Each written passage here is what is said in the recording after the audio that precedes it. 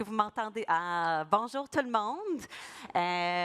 Bienvenue à la conférence sur dépasser les limites et les frontières de l'interdisciplinarité. Je dois avouer que elle doit avouer. Alison Green, on s'entend, c'est clair, je suis anglophone. Alors, je suis un peu fébrile par rapport à animer mon premier panel. J'aimerais, si ce serait possible, que les gens en arrière viennent vers l'avant pour nous donner un peu de love par rapport à ce qu'on va animer aujourd'hui. Est-ce que ce serait possible que vous venez vers l'avant? Je vais avoir besoin de vous en plus par rapport à la conférence d'aujourd'hui. Merci. Je vous vois, hein, même s'il y a des lumières dans le visage. Yes, thank you.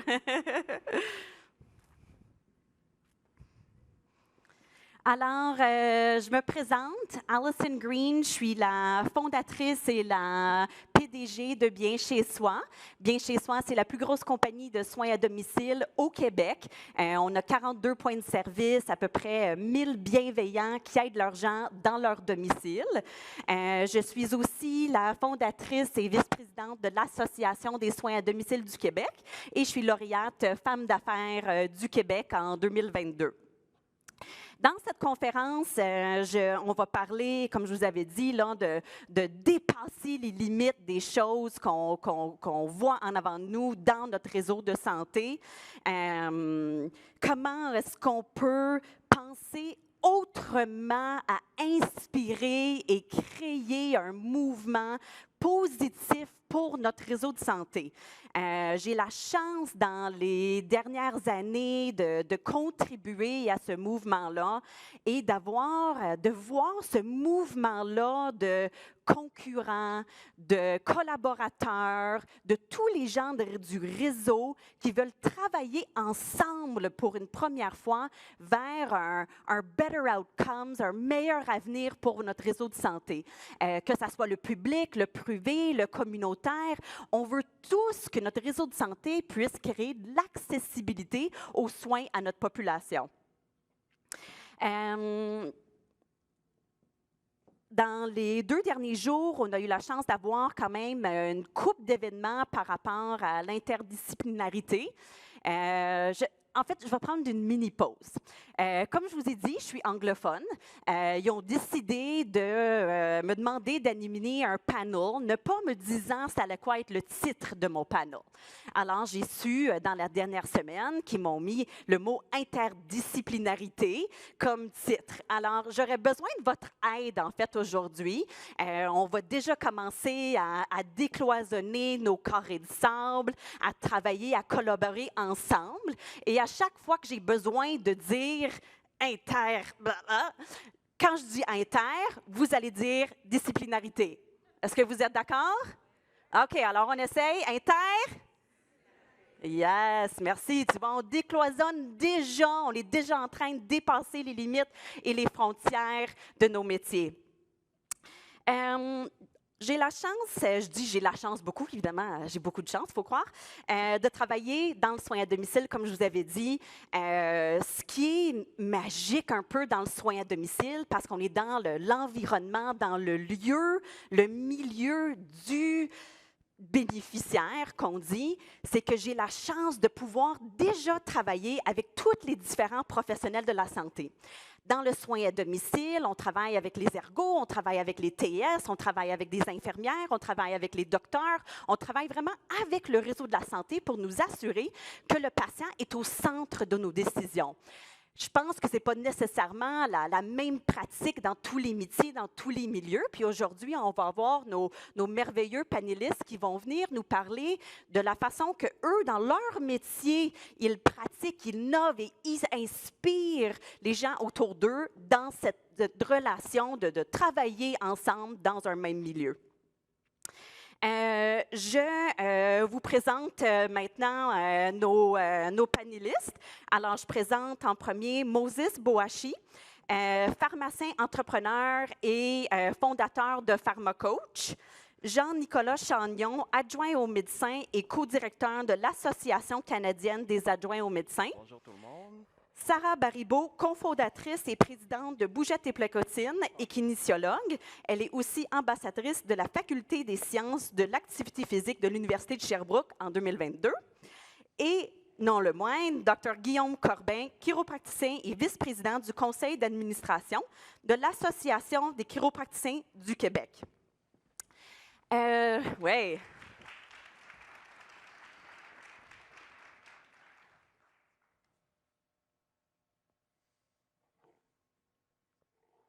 Dans les autres panels, j'imagine que vous avez regardé d'autres panels dans les derniers jours, il y a eu une tendance où est-ce que chaque personne avait à répondre dans le panel à la même question.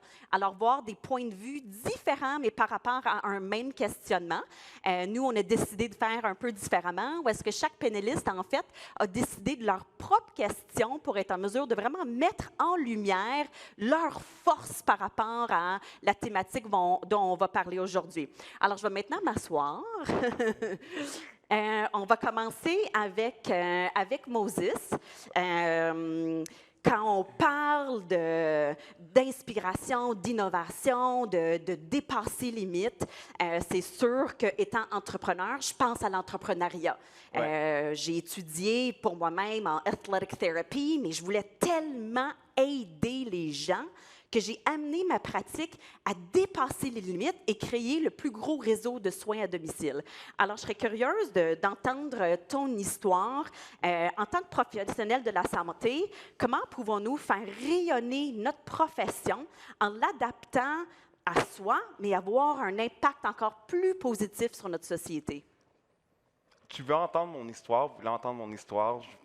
Rapidement, là, je me sens un peu dans Dr. Phil parce que je vais me dénuder. Je vais vous raconter des choses que je ne sais pas si vous pourrez vous reconnaître à travers ça. Je suis pharmacien depuis 6 ans. J'ai gradué en 2017 et quand j'ai gradué, les 2 premières années de pratique étaient très difficiles pour moi. Très, très difficiles. Comme tu l'as dit, l'école nous apprend à exercer notre profession de façon quand même assez uniforme d'un professionnel à l'autre. Nos intérêts personnels, nos talents personnels à nous, notre personnalité ne font pas vraiment partie de l'équation dans tout ça. Alors, quand j'ai commencé à pratiquer, j'étais un peu délusionné dans le sens, OK, oui, on est dans la vraie vie présentement. Je suis pharmacien, l'école nous a appris à être des cliniciens, mais là, j'arrive en pharmacie communautaire, il y a le service à la clientèle. Il y a la gestion d'une équipe d'assistants techniques. La pharmacie, c'est une industrie privée. Il y a aussi un peu l'aspect commercial dans tout ça. Alors, s'adapter à tout ça d'un coup, je sentais que je perdais mes repères. Alors, après 2 ans de pratique, je me suis dit, oh, est-ce que je suis dans la bonne profession? Est-ce que je suis à ma place? Et ma sœur est pharmacienne, ma grande sœur, elle a 7 ans de plus que moi. Elle me dit, hey, c'est un peu tôt là, pour que tu aies ton down. Là. Moi, ça m'a pris un peu 10 ans pour commencer à me poser des questions. Et c'est là que j'ai réalisé que le problème n'était pas ma profession. Parce que la pharmacie, ma grande sœur est pharmacienne, je suis exposé au monde de la pharmacie depuis longtemps. J'adore les soins pharmaceutiques, les médicaments. C'est un monde que j'adore. Le service client, prendre soin des gens. Mais qu'est-ce que j'ai remarqué, c'est que j'essayais de m'adapter à ma profession et non le contraire. Et un conseil que je peux vous donner et que je donne parce que je donne des cours à l'université et j'en parle aux jeunes étudiants, c'est de trouver une façon d'adapter notre profession à nous-mêmes aussi. J'ai toujours eu un côté artistique que j'ai apprivoisé un peu, j'ai un peu exploré ça au secondaire, mais après le secondaire, il fallait que je mette ça de côté. Il fallait que je performe pour la cotère.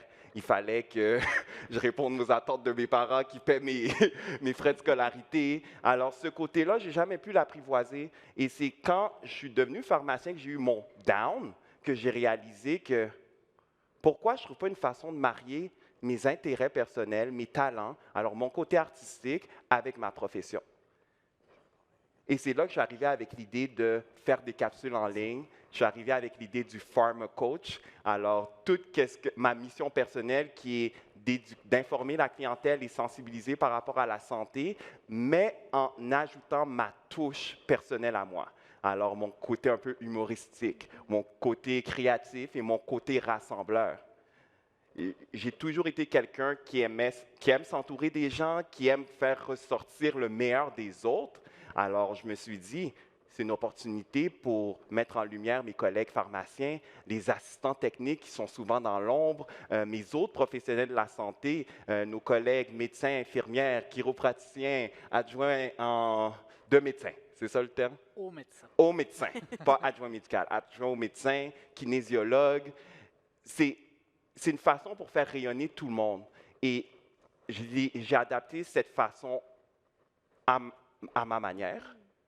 Et j'ai réalisé avec le temps, c'est que c'est ça qu'il faut pour être épanoui à long terme et arriver à 80 ans, regarder sa vie et pas se dire « Oh, OK, j'ai toujours fait ce que les autres m'ont dit de faire, j'étais un bon citoyen, droit, j'ai jamais dérogé de rien. » Mais moi, les regrets, c'est quelque chose qui me tétanise. J'aime pas les regrets, alors même si je suis pour faire des erreurs et pour me casser le nez, je suis prêt à prendre le risque. Et je vous encourage parce que c'est ça, dépasser ses limites. Dépasser ses limites au plan personnel, oui, mais ultimement, ça va se faire voir au plan professionnel et pour le rayonnement de notre profession. Parce qu'avant d'être des professionnels, on est des individus. Absolument. Ma prochaine question est pour Jean-Nicolas, mais je dois quand même passer la balle à Sarah, je suis désolée. Peut-être continuer un peu sur ce que Moses dit par rapport à transformer sa profession, son idée d'une façon qui nous appartient et comment inspirer les autres à croire dans ce mouvement-là. Oui, si je pourrais faire en fait un peu une continuité avec ce que tu as dit en étant entrepreneur aussi. On dépasse vraiment nos limites à tous les jours. Mais moi, c'est venu d'un besoin que j'avais ressenti. Puis au début, c'était un petit peu égoïste parce que je rêvais d'être une mère, mais moi, je suis vraiment une maniaque du sport et du dépassement de soi. Donc, je me suis dit, je vais aller chercher l'information finalement, parce que dans notre société, moi, ça fait plus longtemps que toi que j'ai gradué. Ça paraît pas. Non, bon. Mais dans le bac en kin, à ce moment-là, en fait, on voyait aucunement la mise en forme en périnatalité, ce que je trouvais et je trouve encore un petit peu fou parce que c'est quand même 50% de la population qui est composée de femmes, puis il y a quand même une majorité qui vont devenir mères. Donc, j'avais continué à la maîtrise finalement, puis j'ai découvert un monde d'informations. J'ai fait « Ah, ça n'a pas de bon sens qu'on a tant d'informations sur le corps de la femme, mais qu'elles ne se rendent pas aux oreilles des femmes, des mères. » Puis c'est un petit peu justement pour répondre à ce besoin-là que Bougeotte et Placotine est né. Je me suis dit, on va offrir des cours de groupe, de réadaptation adaptés au corps de la femme qui change finalement. Puis c'est un service qui n'existait pas au public, donc dans notre système de santé.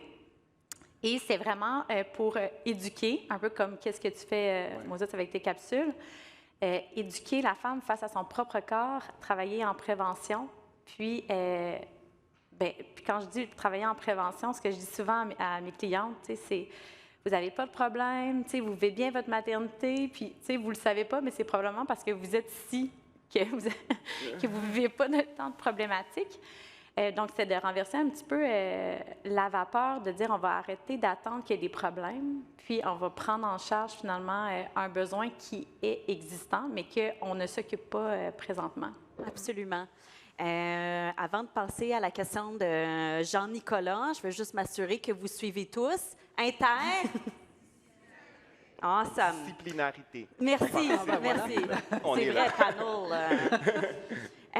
Alors, pour toi, la situation est quand même un peu différente, Jean-Nicolas, dans le sens que ton métier est presque inconnu, en fait, au Québec. Alors, est-ce que tu pourrais expliquer, en fait, ton rôle, ta formation, puis quel est l'intérêt, en fait, pour les gens dans la salle aujourd'hui ou du système du milieu de mieux connaître ce que tu fais? Donc, les adjoints aux médecins, souvent connus sous Physician Assistant, PA, aux États-Unis, dans le reste du Canada, dans à peu près tout ce qu'il y a de provinces, sauf deux, la Colombie-Britannique et de Québec. Donc, oui, je suis adjoint médecin, directeur du Québec de l'Association canadienne.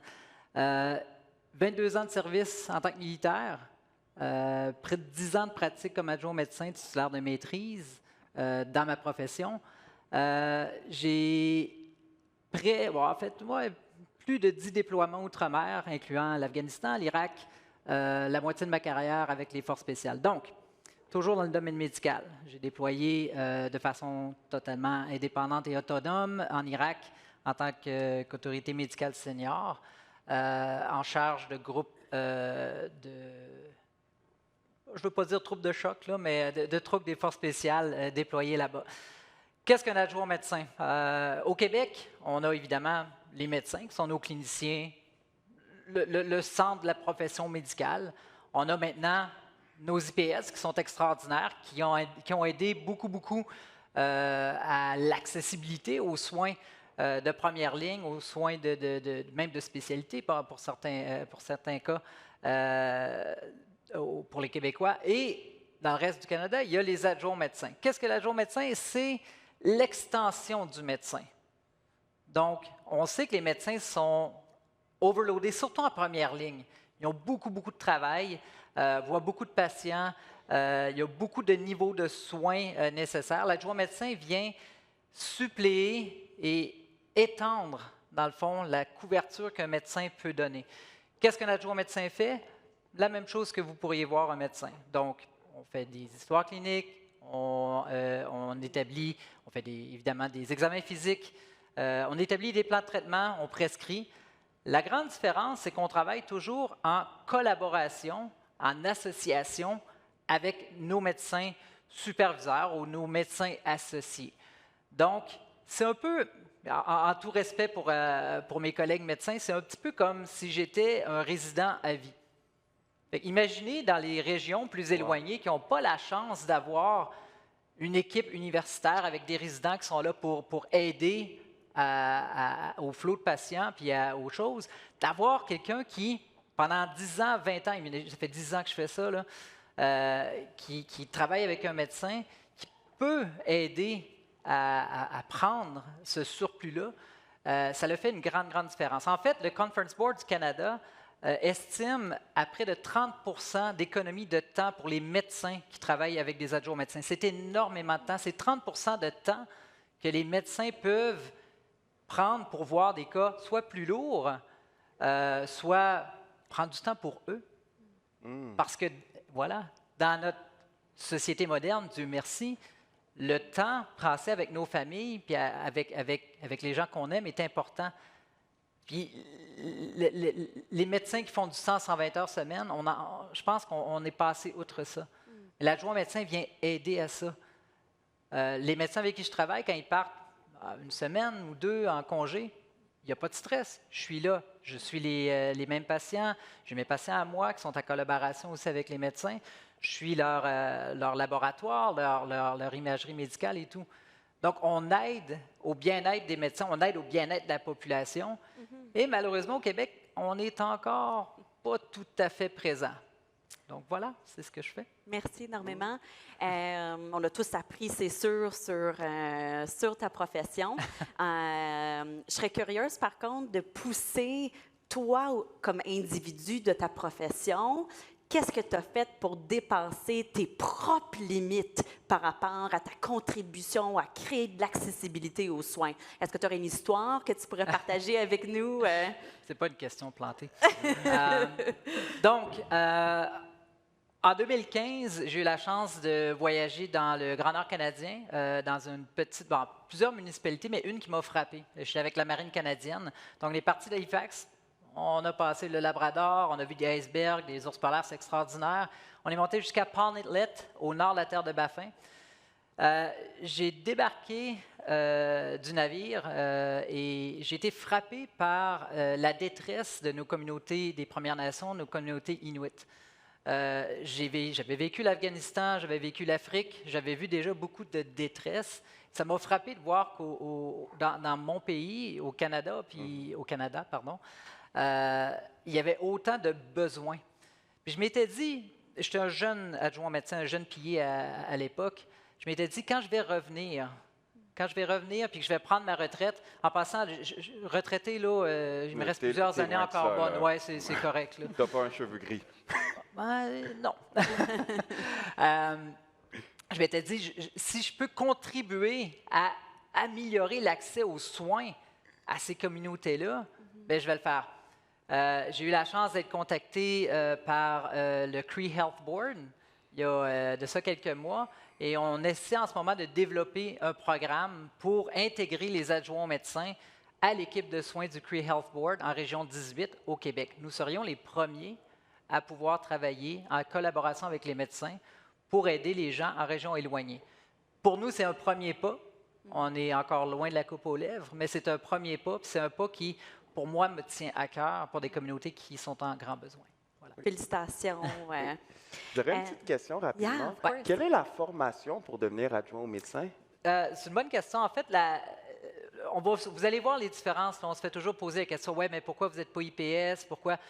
Les IPS, c'est une formation à la base en soins infirmiers. Moi, je n'ai pas de formation en soins infirmiers. J'étais un paramédic à la base. Par la suite, j'ai fait un bac en sciences d'adjoint médecin, une maîtrise, un Master in Physician Assistant Studies. Nos formations sont sous les facultés de médecine. Donc, la formation est vraiment calquée sur la formation médicale. Donc voilà. On a 3 facultés au Canada qui le donnent, McMaster, Toronto et Manitoba, l'Université du Manitoba. Et l'Alberta vient d'annoncer qu'il va y avoir une 4e faculté d'adjoint médecin de Physician Assistant au Canada. On n'en a pas des francophones, c'est mon autre cheval de bataille. Au Québec le prochain. Voilà. Sarah, je continue avec toi. J'aimerais t'entendre parler sur comment les kinésiologues pourraient être plus impliqués dans la prise en charge des patients avec des conditions particulières. Moi, c'est vraiment quelque chose qui me passionne beaucoup, puis je me pose beaucoup de questions justement parce qu'à la base, un kinésiologue, c'est un spécialiste du mouvement. Il va utiliser, en fait, à la base, on a un baccalauréat au minimum, puis on va utiliser le mouvement pour certains kinésithérapeutes pour traiter, pour travailler en prévention, puis pour, en fait, dans le but de créer des programmes sécuritaires adaptés pour amener finalement une autonomie au niveau de sa santé, au niveau de sa pratique d'activité physique. Tu sais, quand on parle de conditions particulières, je pense que c'est un côté de la kinésiologie qu'on tend moins à connaître finalement. Je pense qu'on met beaucoup encore les kinésiologues au même niveau que des entraîneurs, par exemple, avec une population générale, alors qu'on est beaucoup de kinésiologues qui avons étudié dans des domaines, que ce soit en cardiologie, que ce soit en maladie chronique, de mon côté en périnatalité, pour pouvoir travailler vraiment avec différentes clientèles qui ont des recommandations d'activité physique, puis nous, on peut les adapter finalement. Donc, tu sais, comme je disais, par exemple, l'activité physique durant la grossesse, là, il y a vraiment beaucoup d'études scientifiques qui vont démontrer tous les bienfaits d'être actif durant la grossesse. Puis les dernières études, ça va même démontrer que pour des femmes qui ont du diabète gestationnel, tu sais, qui auraient une condition particulière, on leur recommande quand même de faire 150 minutes d'activité physique par semaine, bien entendu, de façon adaptée. Donc, le kin, selon moi, il y a un très grand rôle à jouer au niveau de la prévention de base, là, du premier niveau, pour essayer d'éviter de voir apparaître des problématiques, mais aussi pour des récidives, finalement. C'est qu'il y a une condition particulière, puis comment l'amener pour redevenir autonome, puis de pouvoir se prendre en charge au niveau de sa santé. Puis je suis sûre là, que ça, c'est vraiment doux à vos oreilles, là, penser à une population active sans problématique. Puis on est comme les premiers acteurs. On est vraiment là, puis les kin, on attend un petit peu. Je pense qu'on n'est pas suffisamment reconnus pour travailler avec ces clientèles-là, ces différentes clientèles-là, puis on attend que ça, finalement. Fait que je pense vraiment que, comme je disais tout à l'heure, de tourner la vapeur, puis faire confiance au kin pour travailler avec des situations particulières, des clientèles particulières. Puis juste, je vais donner un autre exemple. J'ai une amie qui est kinésiologue depuis 14 ans. Elle travaille avec le CHU de Québec, puis elle donne des cours de mise en forme pour des femmes atteintes du cancer du sein. Puis, tu sais, on va parler de, oui, ça diminue l'activité physique quand tu as eu un cancer du sein, ça diminue de 12 à 21 les risques de récidive au niveau du cancer du sein, mais au-delà de ça, c'est le bien-être des femmes, l'aspect social, moins d'anxiété, plus de confiance en elles, une meilleure qualité de vie. ça a un impact. Oui, on parle beaucoup de prévention de maladies, mais c'est la santé mentale puis le bien-être en général. Ce que j'entends dans ce que tu dis, c'est aussi dépasser ses limites au niveau d'être capable d'avoir une connaissance particulière pour être capable de contribuer au réseau de la santé. Exactement. Puis en fait, ça prend une collaboration, puis ça va partir de la confiance justement entre les différents collaborateurs au niveau de la santé. Puis c'est sûr que les kinésiologues, c'est intéressant qu'ils aillent se former justement pour aller, tu sais, par exemple, on recommandait d'avoir un kinésiologue par GMF. Bien, c'est sûr que, tu sais, il peut tellement avoir un beau travail interdisciplinaire, mais en effet, il faut imaginer quel pourrait être un meilleur système de santé, puis faire des petits pas pour se rendre jusque-là, finalement. Absolument. Docteur Guillaume Corbin, on ne vous a pas beaucoup entendu encore. Non. Je vous pose une question. On est là vraiment dans imaginer un modèle qui pourrait être fait différemment au Québec, qu'on voit peut-être dans d'autres régions, par exemple dans le Canada. Alors, est-ce qu'il y a des modèles pratiques dans le reste du Canada qui fonctionnent bien et qui incluent les chiropraticiens? Puis quels sont les bénéfices pour le réseau?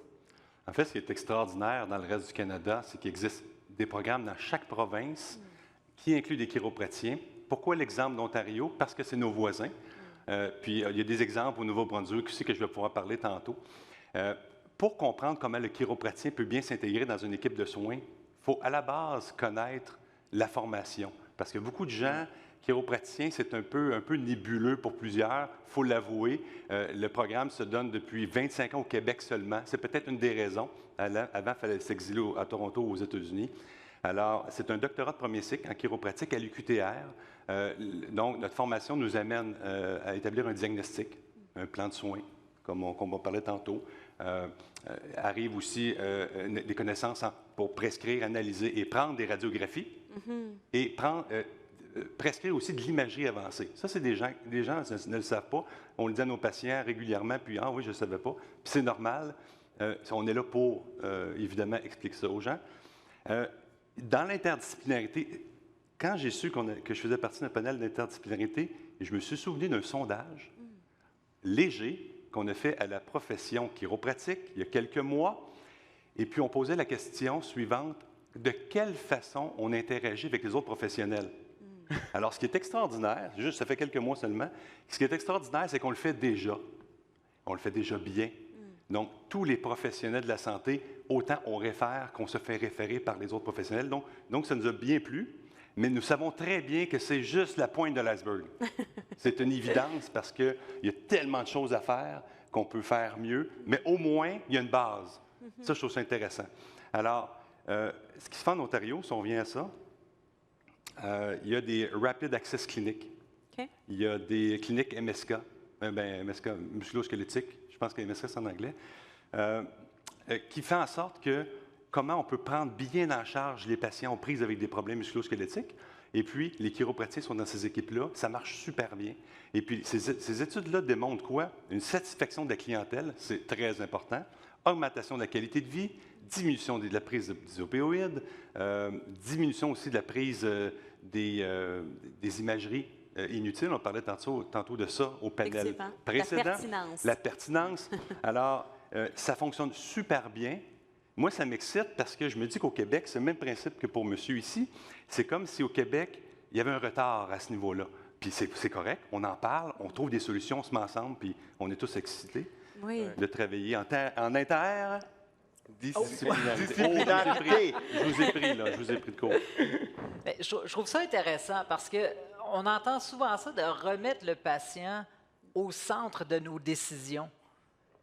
Puis de laisser le choix au patient d'avoir accès à certains soins. Puis je me demande, encore là, je viens d'un système de santé fédéral, là, ça fait une grosse année là, que je commence à comprendre un petit peu plus comment le provincial fonctionne, mais on a tendance souvent à dicter le besoin du patient, puis on oublie des fois d'écouter ce que le patient veut. Je pense que la kiné est d'une importance capitale dans la prévention, dans le bien-être, dans le suivi des patients. Je pense que la chiro fait partie des disciplines qui peuvent aider. Dieu sait que tout le monde ici a des patients avec des douleurs lombaires, etc. et tout, là. Puis des fois, on est un petit peu pris à qu'est-ce qu'on fait. Puis on sent des fois une réticence à utiliser certaines professions qui peuvent nous aider. Puis les patients nous le demandent.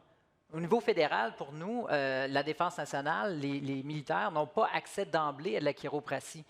Quand on porte un sac à dos de 125 livres, puis j'en pesais dans le temps pas loin de ça, je suis un des chanceux à ne pas avoir de problème de dos. J'ai une épaule artificielle, là, mais ça, c'est une autre histoire. Mais les problèmes de dos, on en voit beaucoup. Je parle de problèmes de dos, c'est plein de choses. Oui. Je sais, la chiro. Là. Non, mais Oui. on s'entend que c'est... Oui. Bien, juste pour compléter, on a quand même beaucoup de militaires et d'ex-militaires. D'ex-militaires avec anciens combattants. Oui, exactement. Ex-militaires, merci, parce que j'ai des jeunes ex-militaires Oui. blessés comme patients, puis effectivement, il y a un manque là. Oui, Oui. donc de remettre le patient, puis d'écouter le patient, puis de l'aider à faire un choix éclairé dans ses soins, puis surtout dans sa santé à long terme. En fait, c'est aussi de vraiment ne pas se gêner à référer. C'est sûr que ça prend à développer des relations de confiance. Mais, tu sais, dernièrement, je faisais une présentation à des médecins, justement, qui avaient une clinique médicale qui font des suivis de grossesse, tu sais, puis, tu sais, ils m'ont demandé « Qu'est-ce que tu attends de nous? » tu sais, parce que, bien entendu, il y a vraiment un conflit public-privé. Hein? Même si moi, au public, c'est pas faire du tout qu'est-ce qu'on fait, là, tu sais, d'accompagner. Il y avait quand même une réticence, puis c'est exactement ce que j'ai répondu. J'ai dit, moi, comme vous, on a votre patiente, ma cliente, tu sais, la femme enceinte, la nouvelle maman, au centre de nos préoccupations.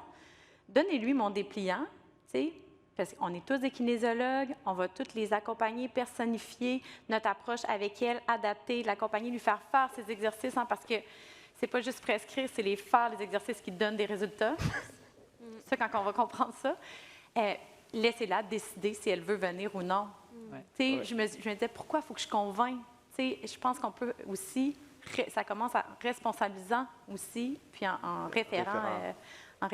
Et en parlant de référencement, en pharmacie, on est pour la majorité des gens, on est la première porte d'accès.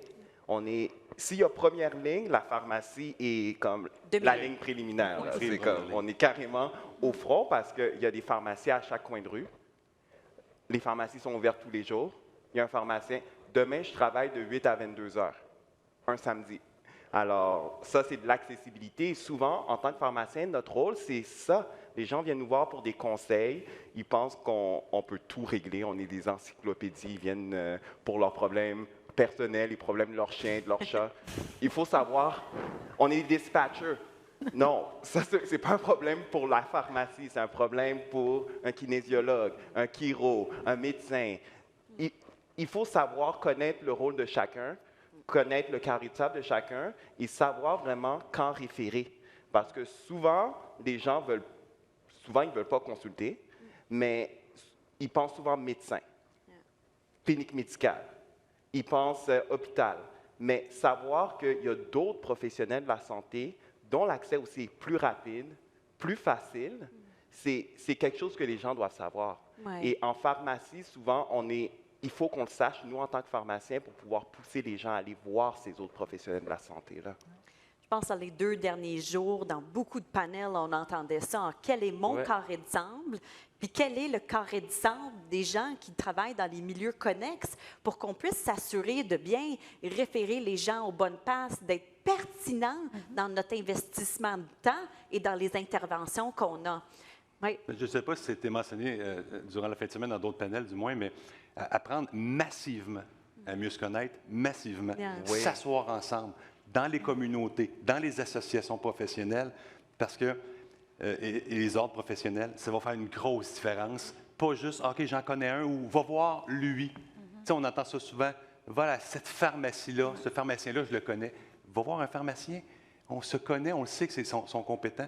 Il faut se faire confiance, mais il faut vraiment mieux se connaître. Ça va faire toute la différence. Il faut mieux se connaître et mieux communiquer parce que souvent, quand on travaille en silo, on peut donner des messages contradictoires aux patients. Aussi. Souvent, « Ah, mon chiro m'a dit ça, mais là, tu me dis ça. Mon pharmacien me dit ça. Mon kinésiologue m'a dit ça. » Et souvent, les gens sont comme tirés de tous bords, de tous côtés, ils pensent qu'on ne se parle pas, ce qui est vrai. On va se dire les vraies choses, c'est vrai, on ne se parle pas trop et on travaille chacun dans son espace, mais ça doit changer. sur mieux comprendre nos carrés de sable. Ouais. Moses, j'ai une question pour toi. Comment les nouvelles activités du pharmacien aident à désengorger le système de santé? Ça, c'est une question qui est une grosse question. Qui est une On grosse a, question parce 23 que minutes. on, on va, je vais vous faire un petit cours d'histoire. On va remonter, voyager dans le temps, le fil de temps. Et pendant de nombreuses années, le pharmacien était vu comme un distributeur de pilules. OK. Notre rôle était principalement à vendre des médicaments commerciaux, distribuer des pilules.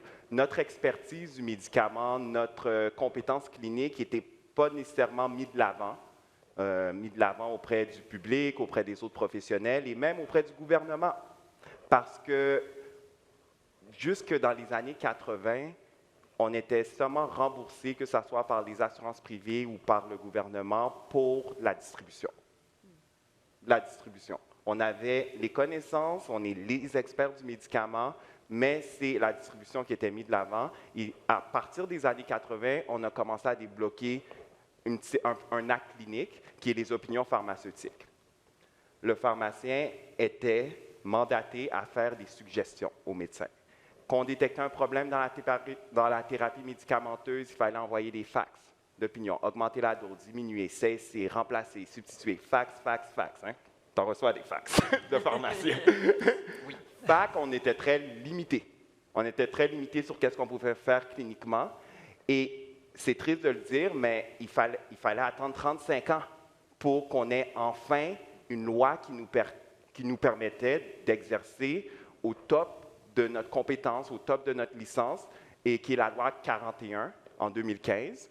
C'est une loi qui nous a permis de prescrire pour des conditions mineures, plutôt represcrire, parce qu'il fallait que le diagnostic soit déjà posé, que le patient ait déjà reçu un traitement.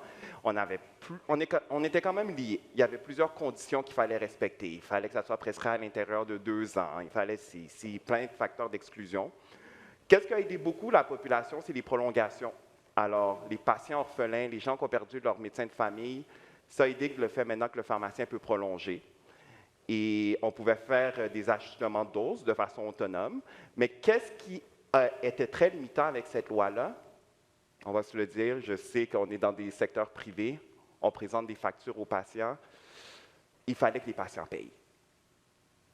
Imaginez-vous, je substitue un médicament qui est en rupture de stock pour un patient, je lui dis, c'est pas de sa faute, là. Le médecin lui a prescrit un médicament en rupture de stock et il fallait que je lui dise, mais il faudra que tu paies ta franchise, ça coûte 20 $ le fait que j'ai fait ta substitution. Ben non. Demande à mon médecin de me prescrire ta substitution, pourquoi je dois payer?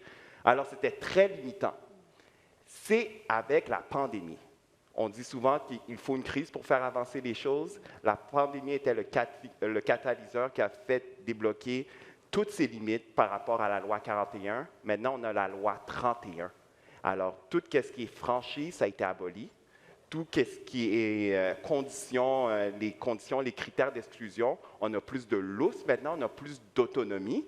Et à l'écran, mon ami Maxime, comme vous pouvez voir, les actes principaux que le pharmacien maintenant peut faire de façon complètement autonome, modifier la thérapie médicamenteuse, prescrire, amorcer pour des conditions mineures, prolonger, prise en charge pour des maladies chroniques. Alors, on peut faire le suivi de diabète, d'hypertension, de l'hypothyroïdie, on peut prescrire des prises de sang et aussi il y a la vaccination.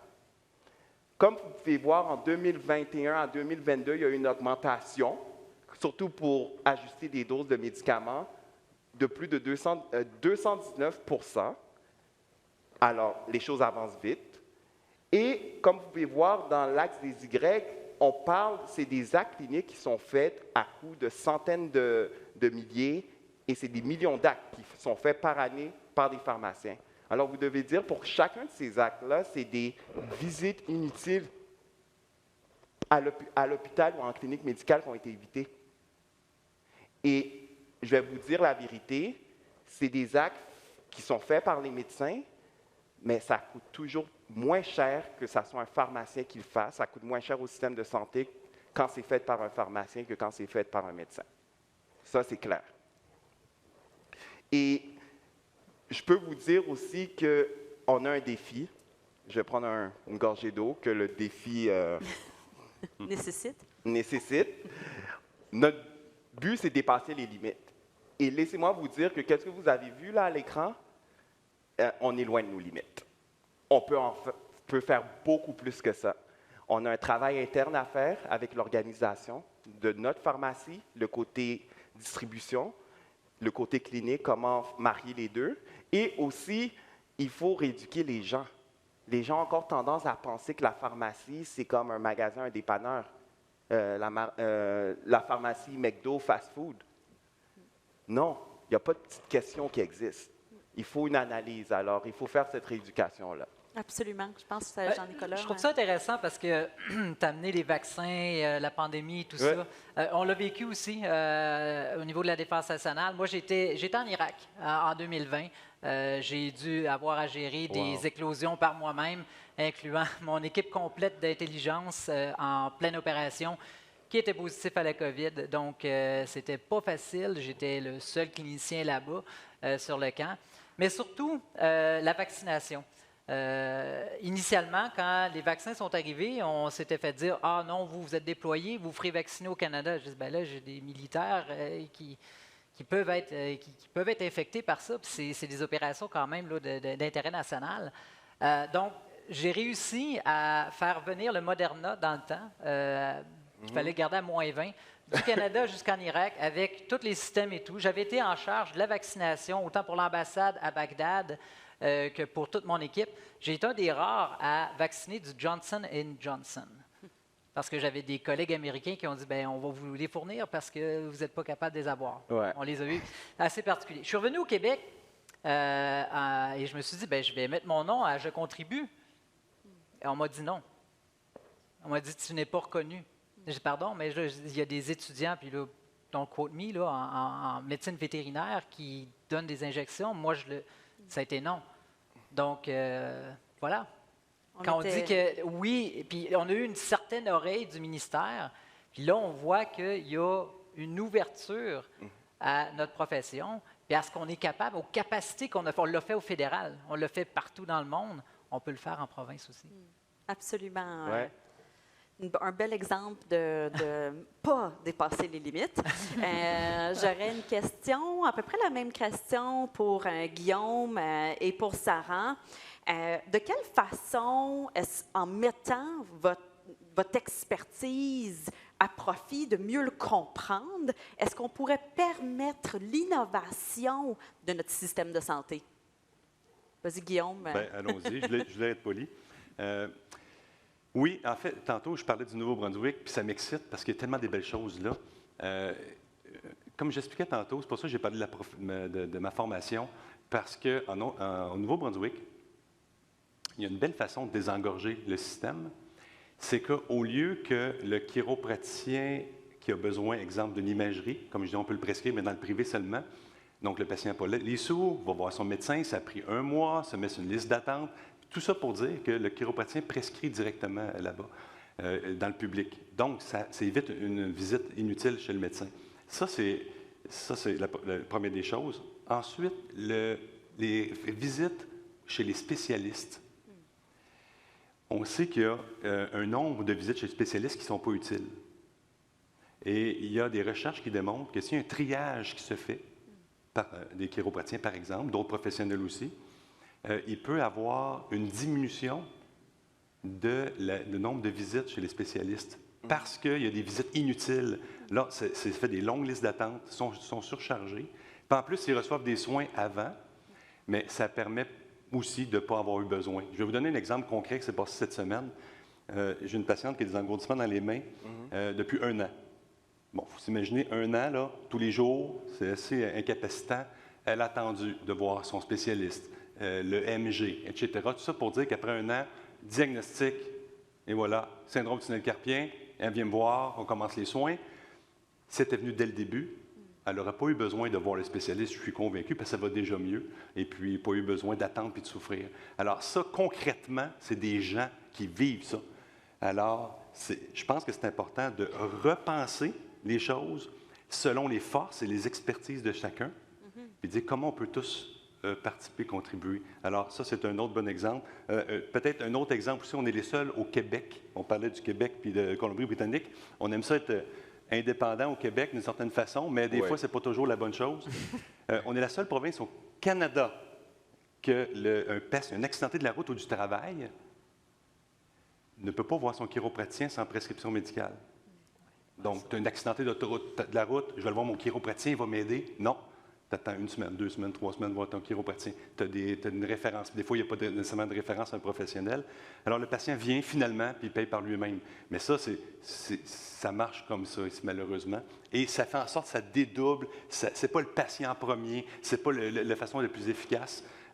Regardons ce qui se fait ailleurs. Je pense qu'il y a moyen de gagner. J'aime le mot triage. Je pense que ça vient beaucoup de là. C'est d'être capable plus rapidement de décerner les besoins des gens en avant de nous, puis de les référer aux bonnes personnes. Il y avait une belle présentation hier sur le Santé 811. Est-ce qu'il y aurait une façon de réimaginer la façon qu'on peut utiliser les outils qu'on a déjà en place pour nous assurer de la pertinence du temps, pas seulement des bénéficiaires, des patients qu'on aide, mais aussi des professionnels de la santé qui veulent investir et réellement aider les gens, mais qu'on manque tous le temps pour être en mesure de bien le faire de la façon qu'on avait rêvé être capable de faire notre métier. J'ai vraiment la tête pleine parce qu'avec vos discussions, il y a comme beaucoup de choses qui me viennent en tête.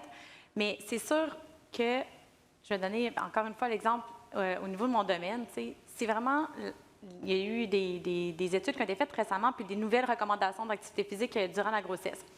Puis, on dit, la première chose qu'un médecin doit dire quand la femme tombe enceinte, c'est bouge. 150 minutes d'activité physique. Puis, tu sais, au Canada, c'est pas juste la femme enceinte, tout le monde devrait faire 150 minutes d'activité physique par semaine, intensité modérée. Puis, 82 de la population ne suivent pas ces recommandations-là. 82 Et l'une des raisons, c'est qu'ils ne savent pas par où commencer. C'est sûr que tu dis à une personne qui a mal au dos, il faudrait que tu bouges. Mais la personne, elle ne sait pas par où commencer. Donc, tu sais, au niveau du triage, j'ai l'impression qu'il doit toujours avoir la prescription d'activité physique. Et nous, on est vraiment loin là, d'avoir des services remboursés. Donc, c'est encore une fois l'individu qui doit payer. Nous, pendant la pandémie, on ne pouvait juste plus exister. Donc, ça a été, c'était comme un petit peu illogique aussi là, de ne pas pousser l'activité physique et prendre soin de soi. Mais, tu sais, je rêverais, mais tu sais, je suis entrepreneur. Fait que c'est pour ça qu'on est entrepreneur. On a des rêves. On est un peu idéologiste. Mais en fait, moi, je rêverais qu'au triage, où le médecin dise, par exemple, OK, tu as mal au dos, bien, je vais peut-être te prescrire de la médication, mais il faudrait, tu sais, aussi, tu vas venir voir un kinésiologue qui est ici avec moi, puis on va commencer, tu vas commencer avec lui, puis éventuellement, tu vas pouvoir devenir autonome, puis aller dans des gyms, puis t'entraîner par toi-même. Une personne qui fait une dépression, bon, tu vas avoir le pharmacien, il va avoir de la médication, tu vas prendre ta médication pour un certain temps, mais on va intégrer l'activité physique dans ta vie, puis peut-être que le pharmacien va décider de diminuer ta médication, par exemple, pour quand tu vas voir que l'activité physique, tu sais, ça va mieux, puis tu as une meilleure qualité de vie, puis tu te sens bien. Donc, j'ai l'impression que je n'ai même pas besoin tant de pousser le fait que ça devrait être une prescription d'activité physique, puis ça devrait faire partie tout le temps, en fait, avec la chiropratie. On sait qu'il y a quand même une belle collaboration avec une kinésiologue chiropraticien aussi, pour finalement toujours être le premier pas pour prendre la personne par la main, puis dire, viens-t'en, on s'en va développer des saines habitudes de vie. Oui. Ouais. Un plan. Il nous reste... Oui, allez-y. Rapidement. Yeah. J'aime mon petit Québec. On a parlé du Québec comme beaucoup sur le fait qu'on est en arrière de plusieurs provinces par rapport à certaines affaires. C'est vrai, je l'accorde, mais qu'est-ce que j'aimerais mettre en lumière, c'est que durant la pandémie, le Québec, en termes de soins pharmaceutiques, on s'est démarqué. On dit souvent que le gazon du voisin est plus vert ailleurs, mais on a un des gazons les plus verts au Canada. Et Maxime, j'ai une slide à vous montrer très, très intéressante par rapport à qu'est-ce qu'un pharmacien peut faire au Québec versus les autres provinces du Canada. Ouais. Oh boy. Comme vous pouvez voir, ça, c'est tous les actes qu'un pharmacien peut faire dans le Canada, on parle de prescrire de façon autonome pour plein de conditions, administrer des médicaments, prolonger, prescrire des analyses de laboratoire. Comme vous pouvez le voir, OK, le numéro 1, la médaille d'or va à l'Alberta. C'est clair, le pharmacien a une autonomie complète par rapport aux thérapies médicamenteuses. Dès qu'il y a un diagnostic de poser, un pharmacien en Alberta peut initier des médicaments sur prescription d'annexe 1. Comme vous voyez, c'est tout bleu. Et la deuxième province qui suit l'Alberta, c'est le Québec. Bravo, le Québec. C'est clair qu'on a encore du chemin à faire. On a de l'organisation à faire dans notre système de santé, dans nos pharmacies, mais ça augure très bien pour le Québec. Good. Il nous reste 5 minutes. En premier, Inter. Oh, il en manquait un peu, là. On recommence. Ouais. Inter. Disciplinarité. Génial. Ça, il nous reste 5 minutes. Je ne sais pas s'il y a des gens entre vous qui auraient des questions que vous aimeriez poser à un des panélistes. Bonjour, je fais la coordination dans des soins dans les GMF et je trouve que j'ai vu le 3 pour les pharmaciens au niveau d'ajuster la thérapie, mais d'être impliqués dans le plan de traitement. On a la chance, nous, d'avoir des pharmaciens en GMF et je crois que toutes les GMF devraient avoir un pharmacien pour qu'ils soient impliqués dans toutes les trajectoires. Je pense qu'on a besoin de décloisonner et de se poser les vraies questions. Sont où les problèmes, où on peut aider les médecins, où on peut les désengorger et de ne pas avoir peur de changer les trajectoires. Nous, on a mis des trajectoires en place avec la kiné, avec les infirmières, avec les pharmaciens. On avait des ordonnances individuelles qu'on a mis en place pour que les équipes soient formées. Et c'est de décloisonner ça avec votre nouvelle loi. On a embriqué tous les pharmaciens dans nos trajectoires. On a impliqué les médecins pour dire « Hey, les suivis diabétiques, vous ne les revoyez pas s'il n'y a pas de complications. Nous, on va s'en occuper avec le pharmacien, puis on va faire. » Fait que je trouve que la place est énorme pour mettre tout ça ensemble pour que on ait la force qu'on peut avoir en première ligne. Oui. C'est mon commentaire. Et moi, je dirais, pour rebondir, mais premièrement, merci. J'ai travaillé en GMF, je fais quelques heures. Selon moi, la contribution du pharmacien devrait être aussi grande que la place des médicaments dans notre système de santé. Plus de 50 des dépenses en santé, c'est des médicaments. On parle de 30 des visites à l'urgence sont reliées à des effets secondaires de médicaments. Et dans 20 de ces cas-là, ça aurait pu être prévisible. Alors, la contribution du pharmacien devrait être égale à la place de nos médicaments parce qu'on est l'expert du médicament. Et il faut qu'on se parle entre professionnels de la santé parce que je suis d'accord avec toi, les médicaments, ça ne devrait pas être la première ligne pour tout. Les habitudes de vie, pour plusieurs conditions de santé, c'est un problème d'habitude de vie. Mais oui. Les gens voient des médicaments comme la solution, la pilule magique, mais il faut savoir référer nos patients à des intervenants qui vont les aider avec leurs habitudes de vie, comme les kinésiologues, les nutritionnistes. Est-ce qu'il y avait d'autres questions? Bien, merci énormément aux panélistes de nous inspirer à imaginer un monde où est-ce qu'on peut dépasser les limites. Ça a été un plaisir de passer du temps avec vous autres. Félicitations. Merci. Merci beaucoup tout le monde. Merci.